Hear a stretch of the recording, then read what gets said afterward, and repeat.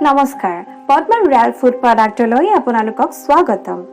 আমাৰ আগৰ ভিডিঅ'ত তিয়হৰ ফল জুচ তথা পানীৰ উপকাৰিতাৰ বিষয়ে আলোচনা কৰি আহিছো সবিশেষ জানিবৰ বাবে ওপৰৰ আই বাটনটো ক্লিক কৰিব আজি আমি তিয়হৰ পানী কেনেকৈ তৈয়াৰ কৰিব লাগে তাকে শিকিম তিয়হৰ পানী অথবা চৰবত বনাবলৈ দুটা তিয়হ 8 কাপ পানী আৰু আধা টেবুলস্পুন নিমখ নিজৰ প্ৰয়োজন অনুসৰি এই পৰিমাণটো বঢ়াই বা কমাই ল'ব পাৰে প্ৰথমে তিয়হখিনি সকলকৈ কাটি লওক এটা জাৰত তিয়হখিনি নিমখ সানি ভৰাই লওক এতিয়া জাৰটোত পানীখিনি ঢালি দিয়ক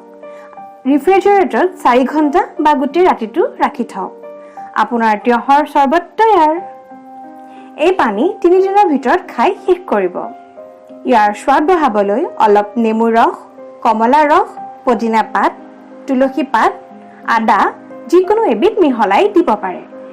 এই স্বাদ বৃদ্ধি কৰিব কিন্তু গুণাগুণৰ কোনো তাৰতম্য নঘটায় তিয়হৰ পানী বা চৰবত অতি সহজে আৰু কম সময়ত তৈয়াৰ কৰিব পৰা এবিধ পণ্য লগতে ইয়াৰ ঔষধি গুণাগুণো যথেষ্ট